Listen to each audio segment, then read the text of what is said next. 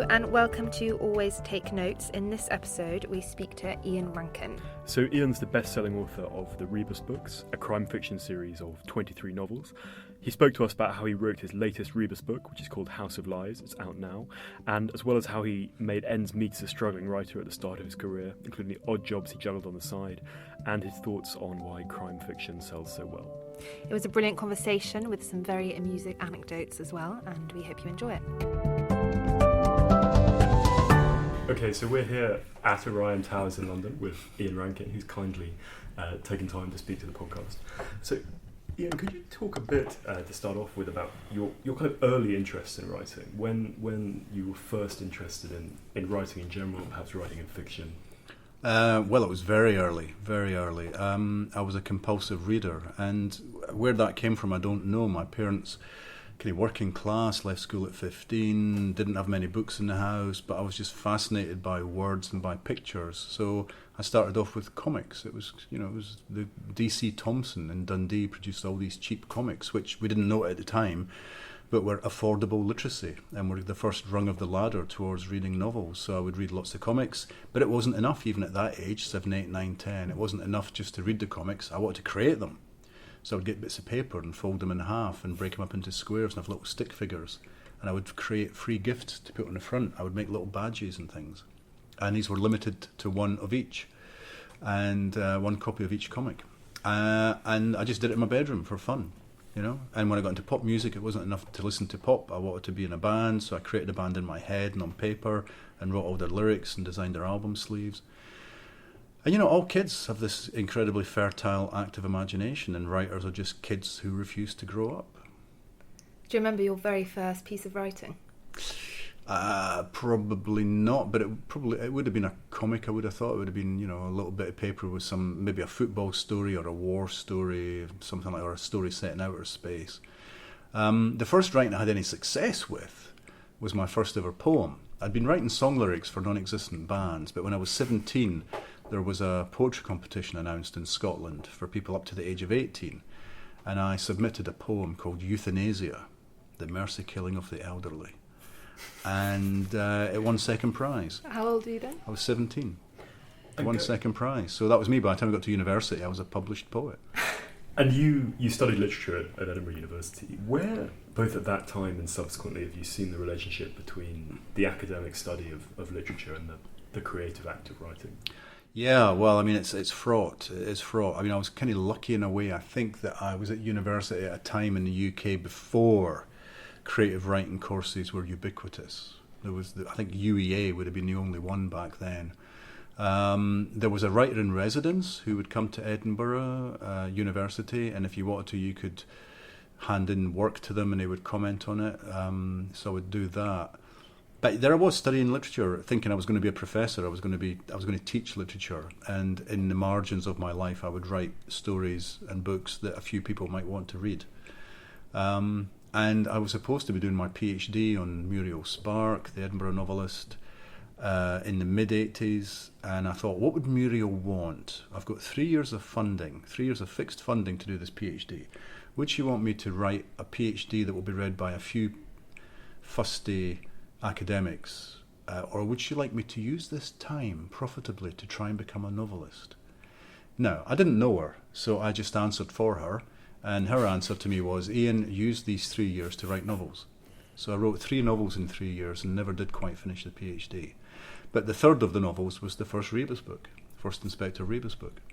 And I read that you wrote in your diary, I think it was 1985, that you had this idea for a novel which would be the first Rebus, that started as one situation and has blossomed into a whole plot, and you said that you could write it basically up to circa page 250. I loved how specific that was.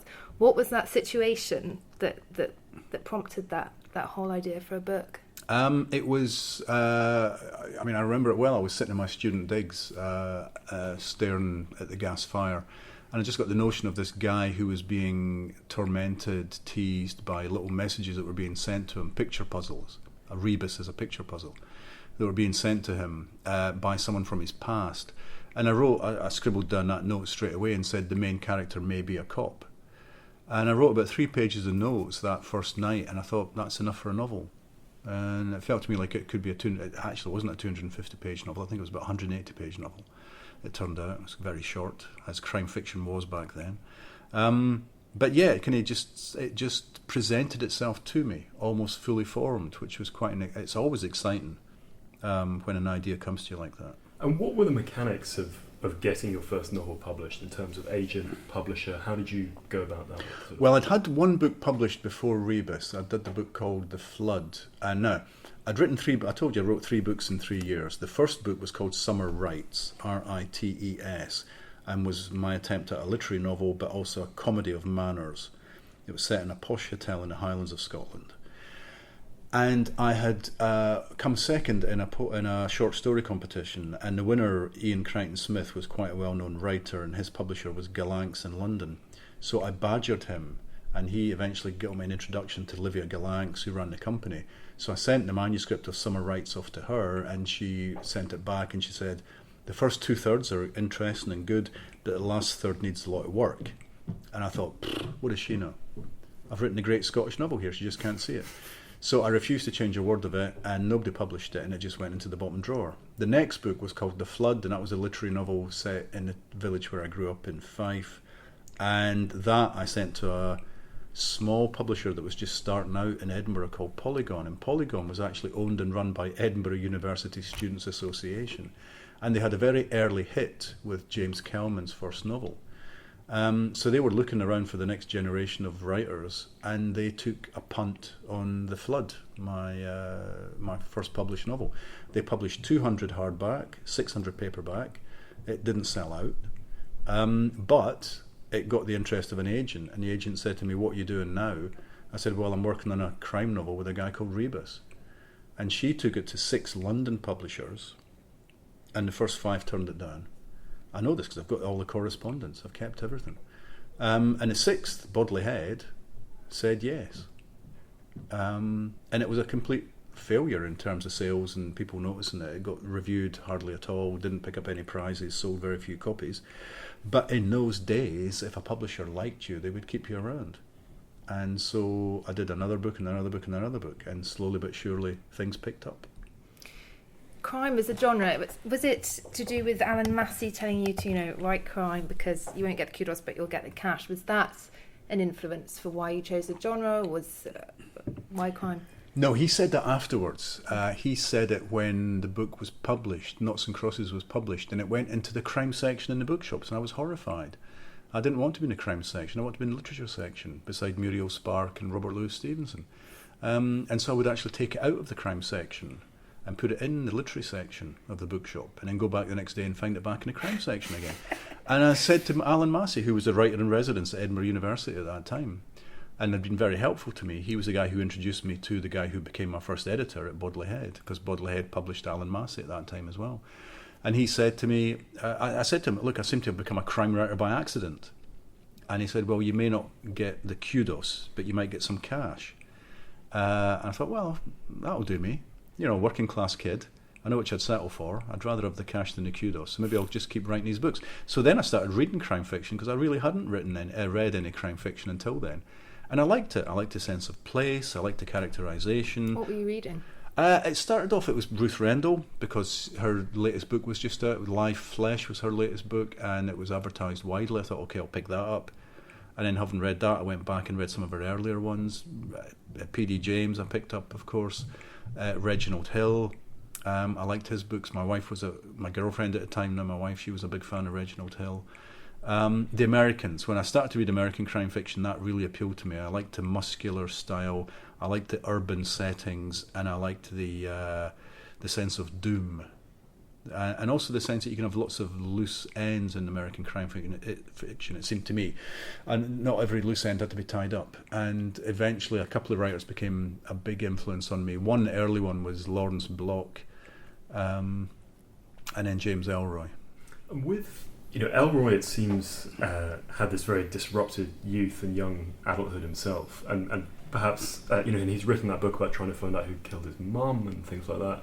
Did you feel that there was some kind of personal experience that you were also picking at through writing about crime? No, I don't think so. I don't think that at all. In fact, quite the opposite. The first published novel, The Flood, had got me in a lot of trouble because it was basically set in my hometown, and nobody liked the fact that I was writing about this hometown in not a very nice way.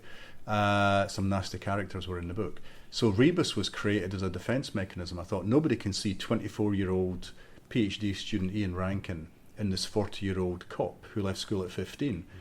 So that was a defence mechanism. But I really wanted to write about Edinburgh. Edinburgh was my notion of the central character in the books, and I thought crime fiction was a good way to explore Edinburgh, and Rebus was a good character to allow me to explore Edinburgh from top to bottom, because a detective has an access all areas past. He can go and talk to the people who run the city one minute and the people at the bottom of the heap the next minute.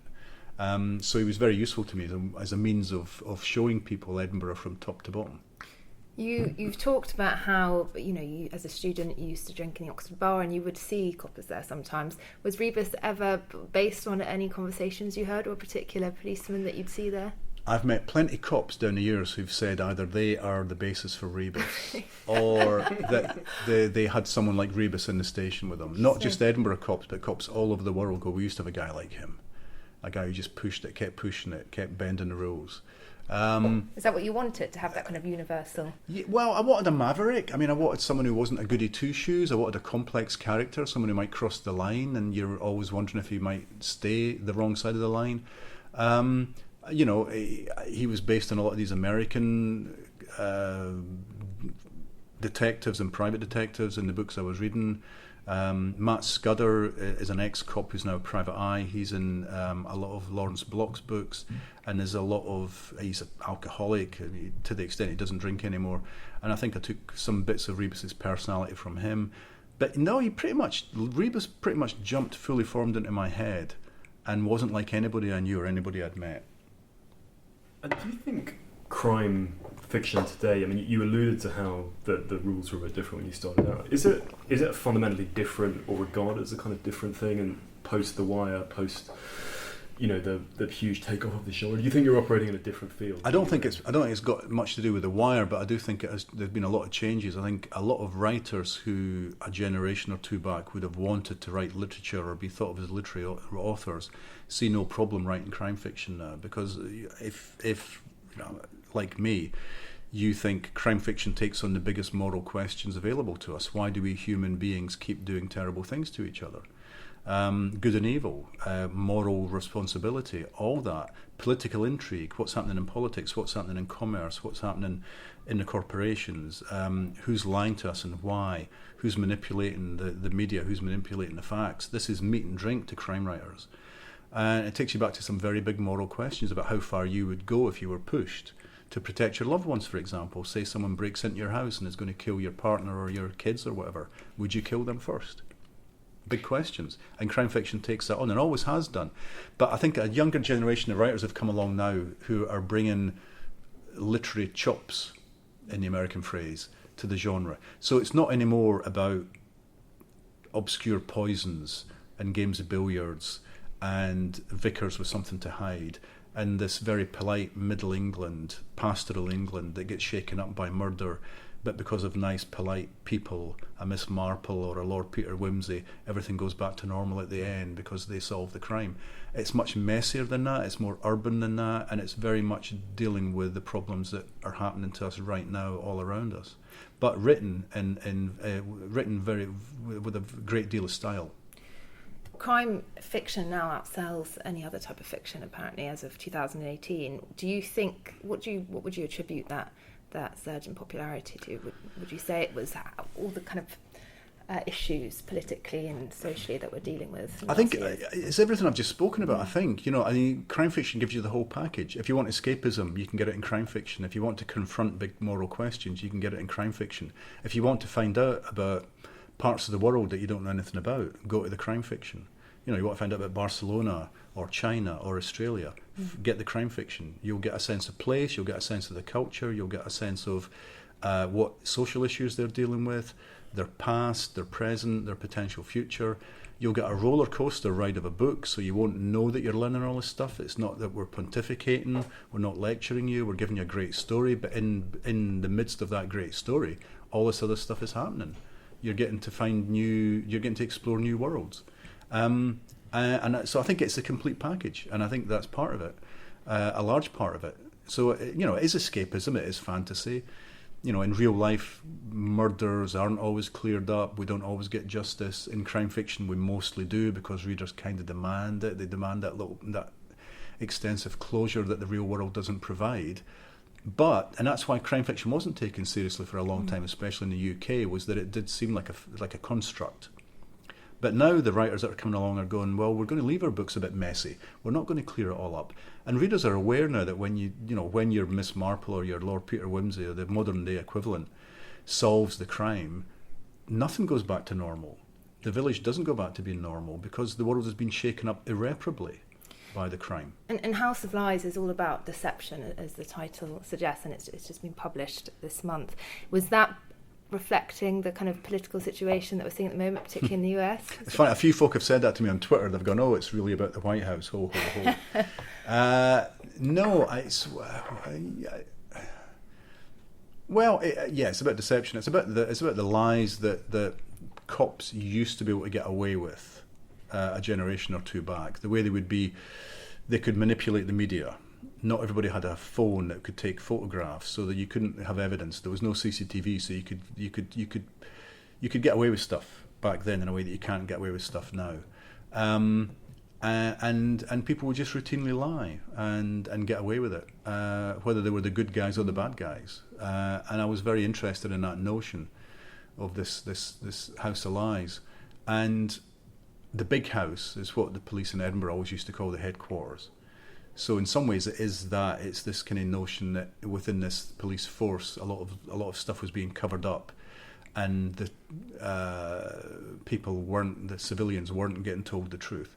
But also there's a kind of proper whodunit element in the story that's a dysfunctional family, and a teenage boy has apparently killed his girlfriend, and there's a lot happening in that house, in the house where he grew up, and people are also lying to each other there. So it works on a couple of levels. I mean, when I got the title, I just thought, that's perfect. All I need now is a house and some lies. I got the title first. On the genre piece, you mentioned this your first novel, physically moving it from one section of the bookshop to the other. Have you ever had kind of discussions about how your book should be presented or covered or things like that?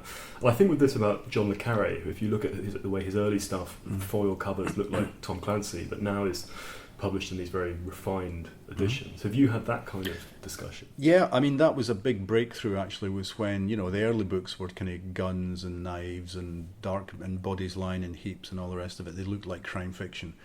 And then I wrote Black and Blue, which I felt was a much bigger book, bigger thematically, more literate, more literary in some ways, a more confident book with a complex structure.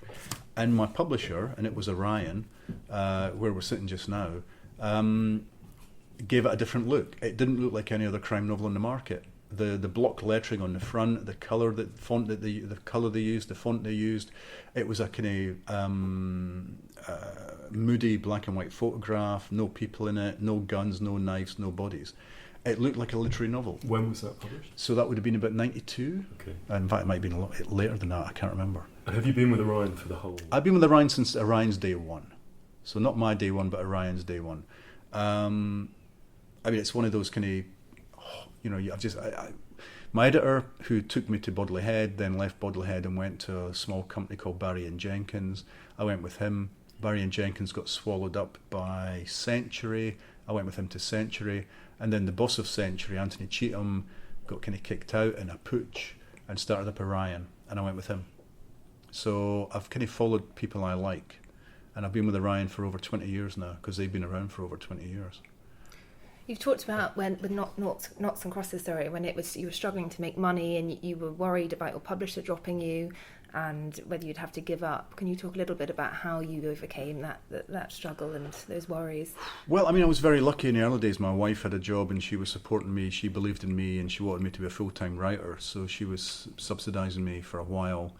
But she also persuaded me we needed to get out of London at some point if I was going to be a full-time writer. We couldn't afford to live in London. We couldn't afford to take the hit by losing a salary.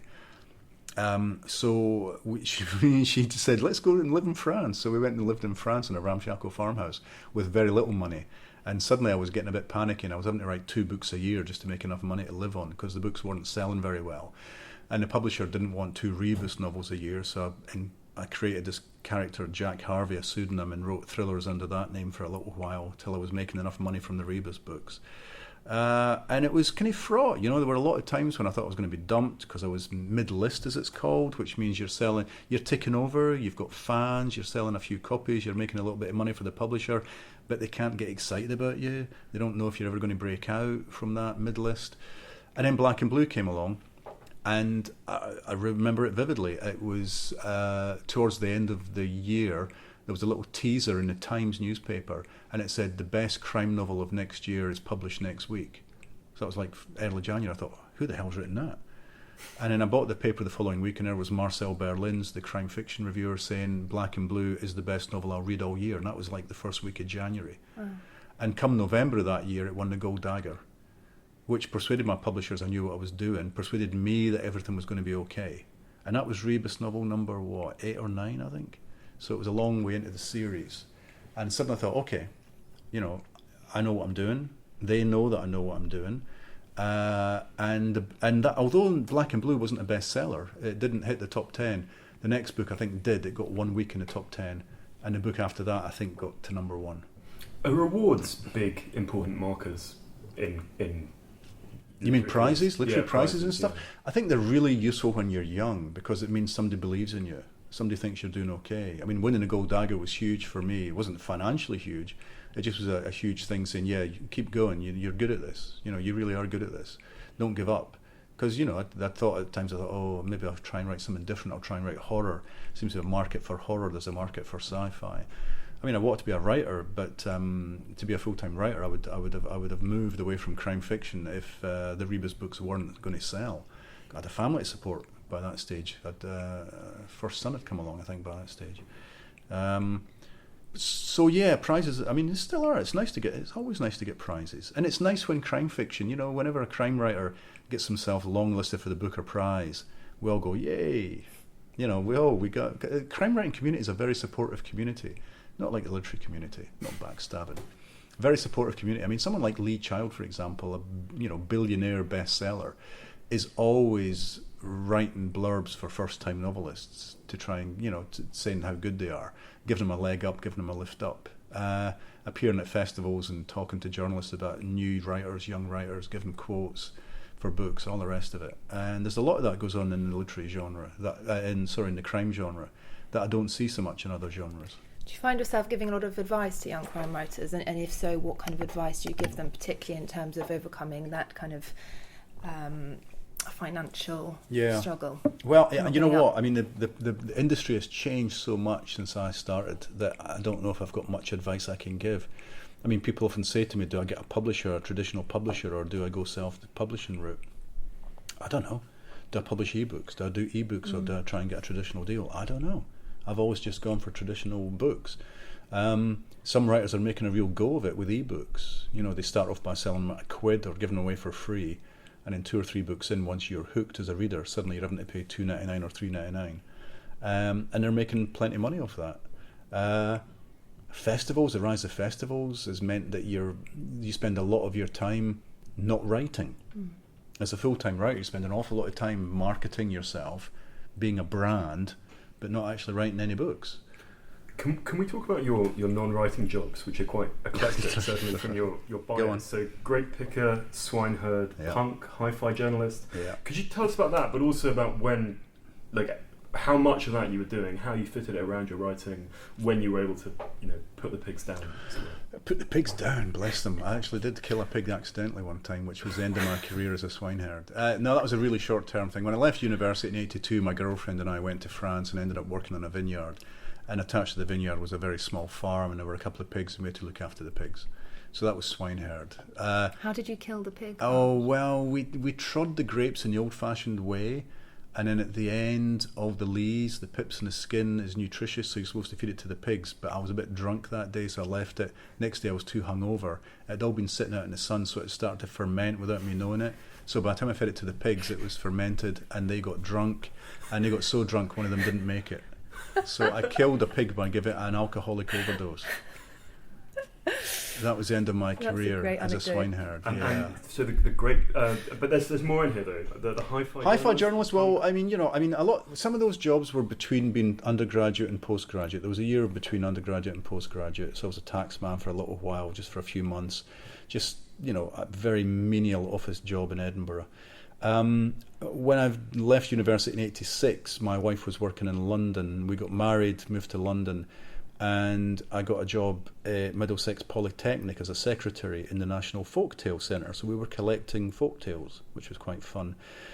And then I got a job on a hi-fi magazine, reviewing hi-fi equipment, which was fantastic. Got to take lots of expensive hi-fi equipment home and listen to records and CDs and then write about it. But all of that was getting in the way, so I was actually having to write the books weekends and evenings, and so I had to be very, very, very structured in my approach, because I've only got the weekend and I'm trying to write a book. I was writing a book a year, and holding down a full-time job, and it was fine. I mean, I could do it. But when my wife Miranda said, "Look, let's get out of here. Let's go and live in France, and you can be a full-time writer," I went, "Okay." And then the panic set in, because suddenly that was the only source of income we had was going to be my books. And I started having panic attacks, and I would drive with a 2CV, and I would drive through the nighttime empty roads of rural France screaming. Where in France were you? Southwest, near Périgueux, in the Périgord. That's where both our kids were born. Yeah. But I thought I had to get away from Edinburgh to write fiction about Edinburgh. And then I had to panic when I moved back to Edinburgh, thinking, oh, now I'm living back here, can I write about the place? Because I was 10 years away from Edinburgh, 4 years in London, 6 years in France. And so that was a nervous time as well when we moved back to Edinburgh with our kids, and I had to try and write a book in Edinburgh. But it worked. In terms of the process of writing, I read that you actually don't know who done it until 2/3 of the way through a book, which I think is very interesting in terms of how you kind of structure the plot.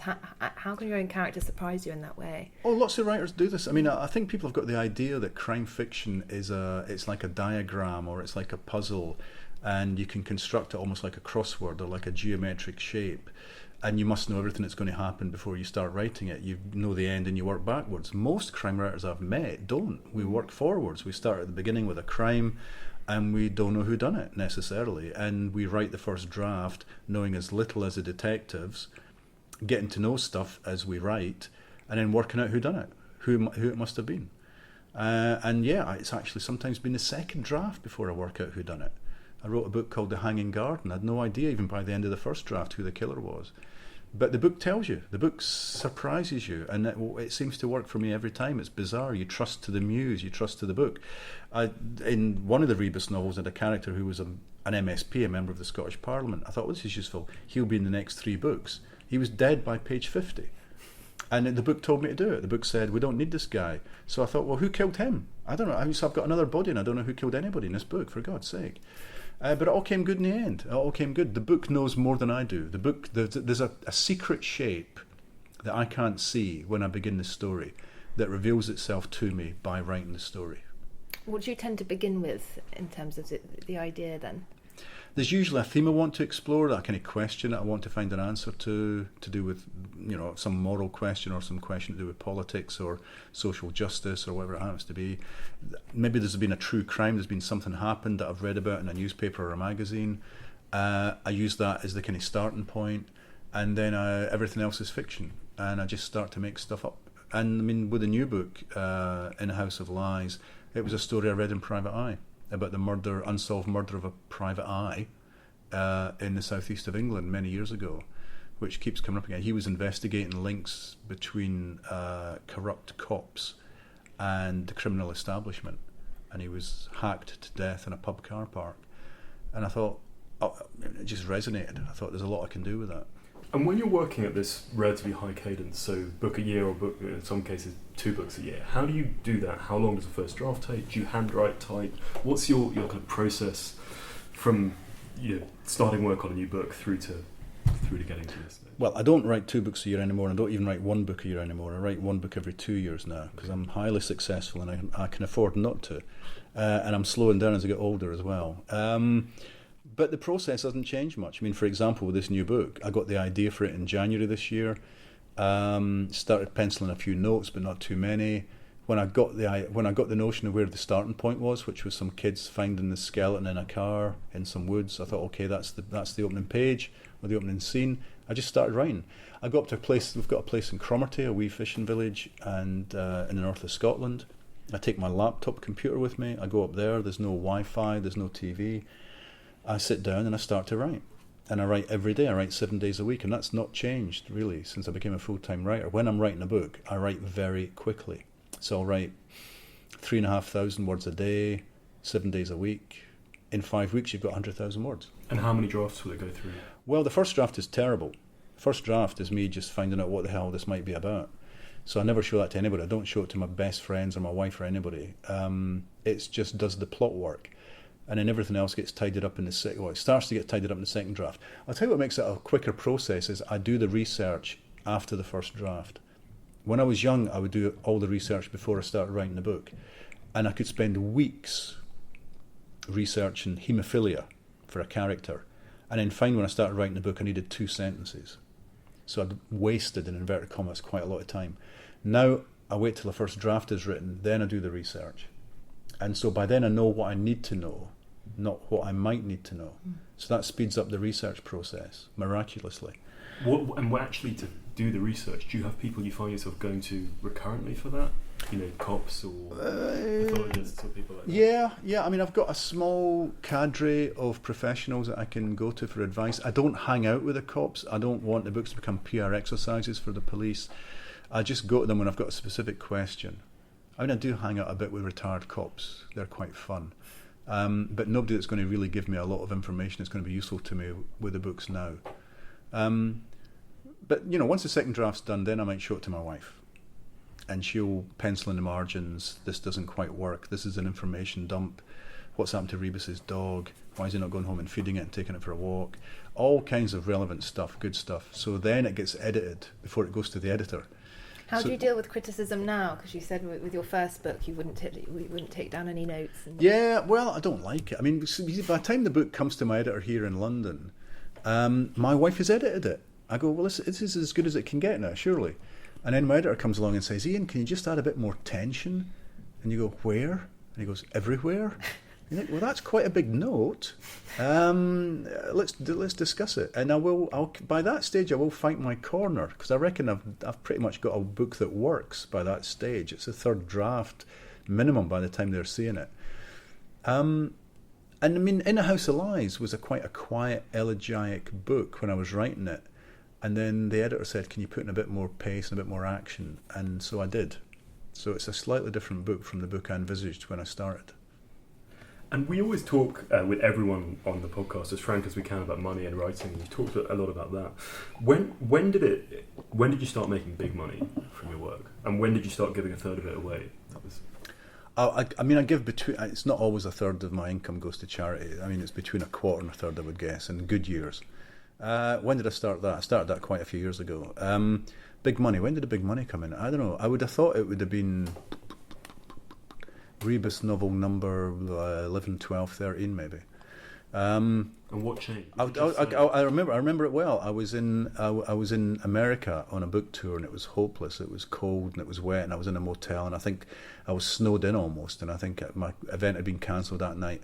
And I phoned my wife back in Edinburgh. She said, your 6 monthly royalty statements come in. You get royalty statements twice a year for your backlist sales. I said, yeah. She said, it's 6 figures. I went, oh, that's a mistake. So I phoned my agent and I said, look, there's been a mistake with my royalty. He said, no. And what it was the kind of critical mass. It was people who'd read the most recent book, had liked it, and gone back and bought everything. And if enough people do that, everything was in print. So if you grab them at book 8 and they go back and read the first 7, hallelujah. And so my 6 monthly royalty statement had gone from 4 figures to 6 figures. And I thought, well, that is a substantial change in my fortunes. And that was a joke. It was pretty. I mean, it was terrible. I was stuck in the middle of nowhere in America and snowed in a horrible motel. And my wife was back in Edinburgh thinking, we can buy a bigger house. But it was great, because it was after all those years of slogging, and, my first Rebus book, I think I got £500 for Noughts and Crosses, I think, maybe £800 for Noughts and Crosses. And then, now you're talking 7 figures for book deals. But it took a long time to get there, and I was very pleased it took a long time to get there, which is maybe why I give something back now I can afford to. You can see I don't dress in Armani, I drink beer and I buy records. That's pretty much where the money goes. So there's quite a bit left over that we don't need. And because our youngest son's quite seriously disabled, we got involved with a lot of charities, a lot of families and a lot of charities, families of special needs adults and special needs kids and charities that deal with them. And we thought we can help these people financially. And so that's when we started giving money to charity. And then my wife, our accountant, said, look, do you want to set up a trust so that people don't need to know it's you doing it? I went, yeah, great. So nobody knows the name of the trust. We keep that as private as we can. So it means we can give money without anybody knowing it's us. Did you ever have a plan B career-wise other than rock star? No career. And you know what? I mean, it was that was terrifying as well. I guess maybe teaching. I mean, I'd always thought as a young man, as a student, that I wanted to teach, being based in a university. I don't think I could teach creative writing. I've tried. I was visiting professor at UEA, University of East Anglia, 2 years ago, and it was hard work because I don't think there is. It's not a science. At university, they try and teach it as though it is a science, and it's not. And every time I got students in a one-on-one situation in a tutorial room, I would say, look, try and have some fun. Try and forget that you're in an academic environment. Try and re-find the you that sat and wrote poems and stories and scribbled things down when you were a kid, because that you is still the most important part of being a writer. And I think that was the only really useful piece of advice I ever gave them, was to try and have some fun with it. Do you feel in Edinburgh that you're kind of part of a community of writers in the city? J.K. Rowling, Kate Atkinson, Alexander McCall-Smith. Bizarre, isn't it? Do you hang out? Or? We don't hang out. We don't. I mean, Kate Atkinson, bless her, she hardly ever comes out to play, and I hardly ever see her. I think I saw her at the Opera a couple of months ago, and that was the first time I'd seen her in years. Jo Rowling keeps herself pretty much to herself. Sandy McCall-Smith is always away. He's always in America on tour or somewhere on tour. So we don't see each other that much.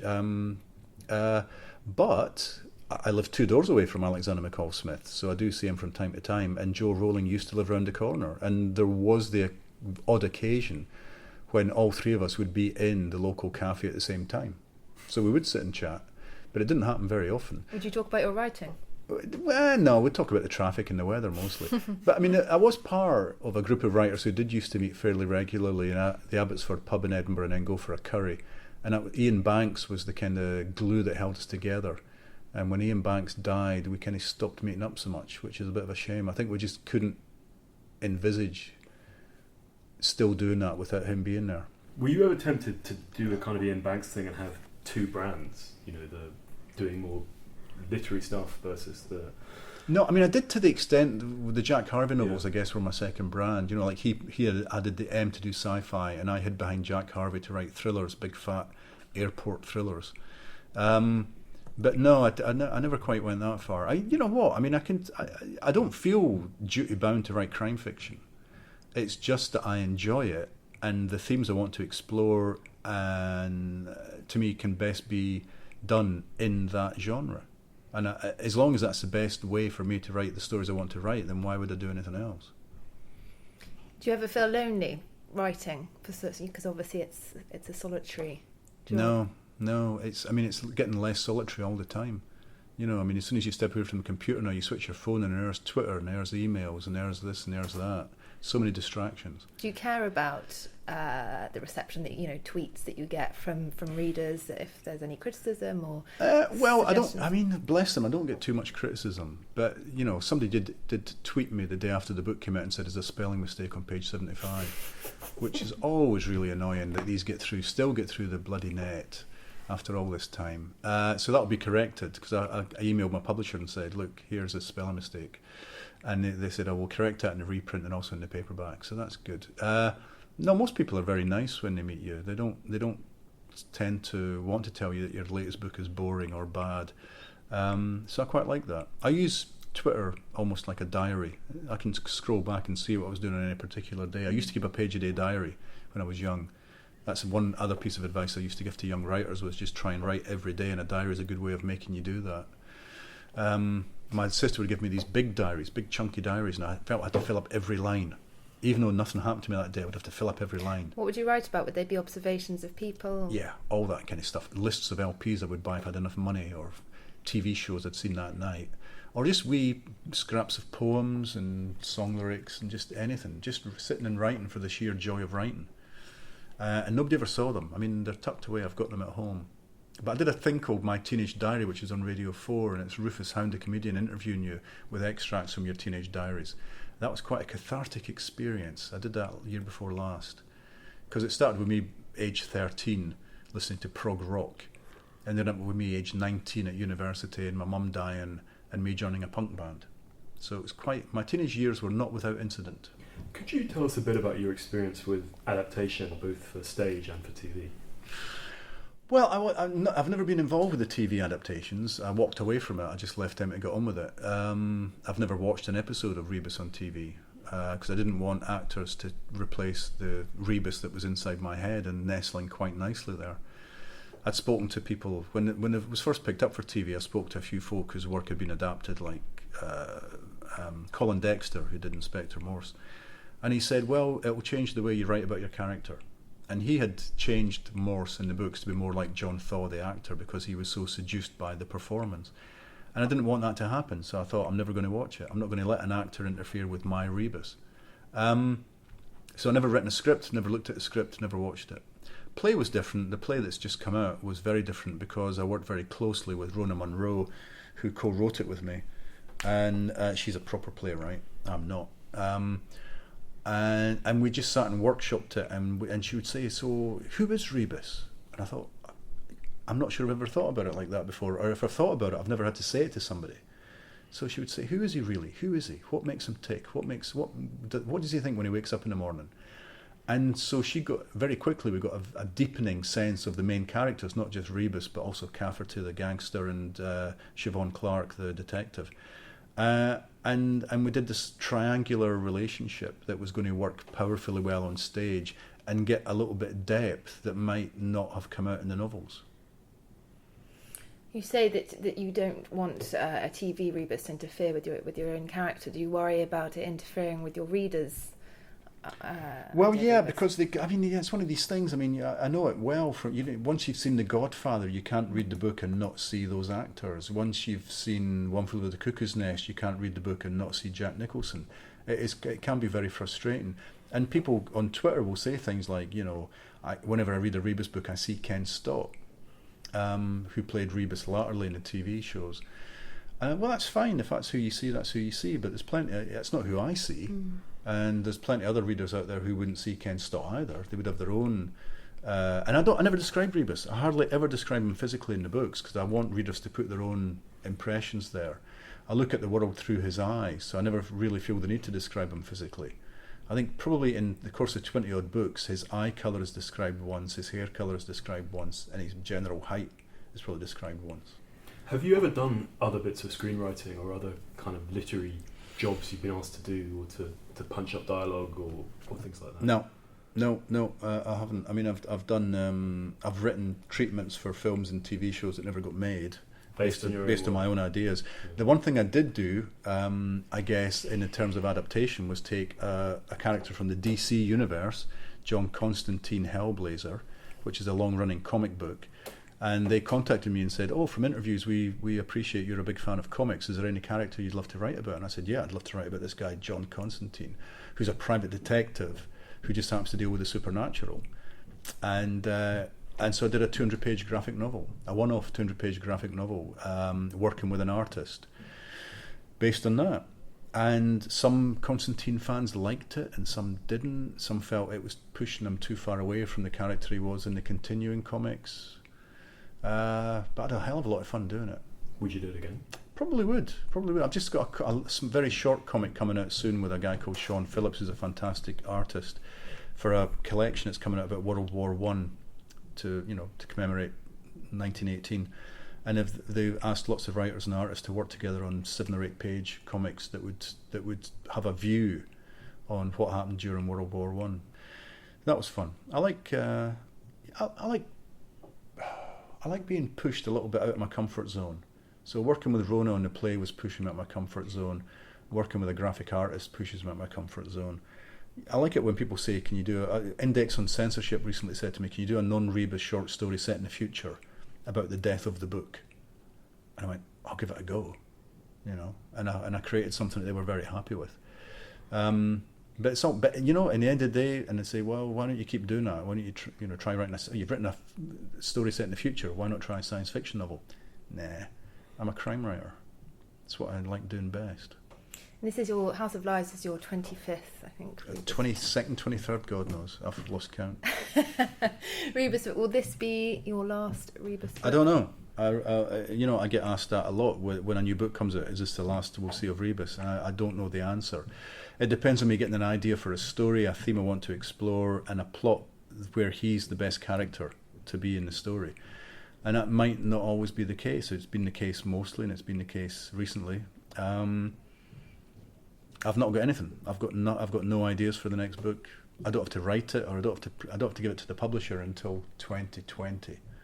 Could it be one of the other characters? Yeah, it could. I mean, it could be Cafferty, the villain. I mean, we could take it from his point of view. It could be Siobhan Clarke. I think I'm confident now. I wasn't as a young man. I wasn't confident I could write from a woman's point of view, and especially a woman police officer. Not many men in the crime field wrote well about women, or do write well about women. But I feel confident now that I could write about Siobhan Clarke, and so maybe she deserves a book. She deserves a book. She deserves to come out from under Rebus's shadow and have her own adventures. So maybe that's what I'll do next. But I don't know. And as a final thing, you touched earlier on the people kind of getting away from the need for resolution. We had a romance novelist on the show a while ago, and she said that in her world it's still non-negotiable. You still have to have a happy ending. But do you see that? Could you talk a bit more about how people are happy with threads left hanging and stuff like that? Yeah, I mean, I think as the crime novel has come closer to the literary novel, I mean, now you can study crime fiction at universities. You get crime novels longlisted for the Booker Prize. You get literary novelists writing crime fiction under pseudonyms and not under pseudonyms. So the edges are blurring. These distinctions are blurring a lot, and I feel really positive about that. But all I can do as a crime writer is keep writing better books that are taking on serious subjects and doing it in a proper manner, and eventually all these barriers will disappear, and you'll go into a bookshop and all that will just be in there is books, and they'll take you out of your comfort zone.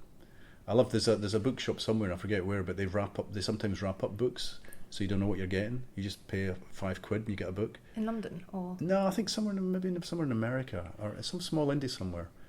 But I just love that idea that you're going to be taken out of your comfort zone, because we're all a bit, you get blinkered people who only want to read literary fiction, who only want to read science fiction. Stories are stories, and good stories are good stories, and we shouldn't be as entrenched as, I don't know, as the establishment has made us. Bookshops put us in little boxes, and academia puts us in little boxes, and romance novels have to have pink covers or a kind of strong, hunky man on the front or whatever, and crime novels used to have to have guns and strings of pearls with blood on them. And we need to get away from that and just concentrate on the fact that there's something wonderful about storytelling, and something wonderful about the fact that human beings have this hunger, this constant need for narrative, but not so much for closure. Well, that sounds a really good place to finish on. Thanks for talking so candidly about a broad range of topics, and wishing you all the very best with this book and hopefully many more to come. Thanks very much. Thank you. Hello, it's us again with a life update. So I've been in Kazakhstan doing a piece for Business Week, which was very interesting. I was in Almaty and Astana on the Varsity Steppes. I drank some fermented camel's milk, which I cannot recommend. And I'm now back and doing last bits and bobs of my book. Ellie, what about you?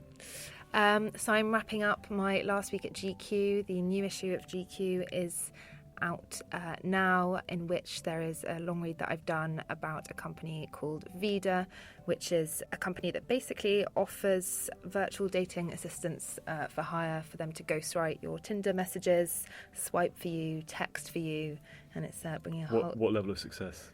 Yeah, really good success. I think it's like a 63% success rate. I mean, you will basically... You'll get a date. Yeah, and not only a date, but you'll be in a relationship within 3 months. Guaranteed? there's a percentage for that you'll have to read in the piece. But so that was pretty fascinating, speaking to men who have used that. Not many women use it. And then I've also written a piece in GQ about performative masculinity in the WhatsApp group chat. Goodness. We'll go to that another time. Anyway, this has been Always Take Notes, hosted by me, Simon Acombe. And me, Eleanor Halls. Our producer is Nicola Keane, our communities editor is Zara Hankier, and Jess Danheiser composed our score, and our graphic design is by James Edgar. You can find us online and see the rest of our podcast archive at alwaystakenotes.com. You can follow us on social media at Take Notes Always on Twitter, Always Take Notes on Facebook and Instagram, and please do leave a review on iTunes if you've enjoyed the episode. If you feel so inclined, you can also support the podcast via Patreon page by searching Always Take Notes. Great, thank you, bye.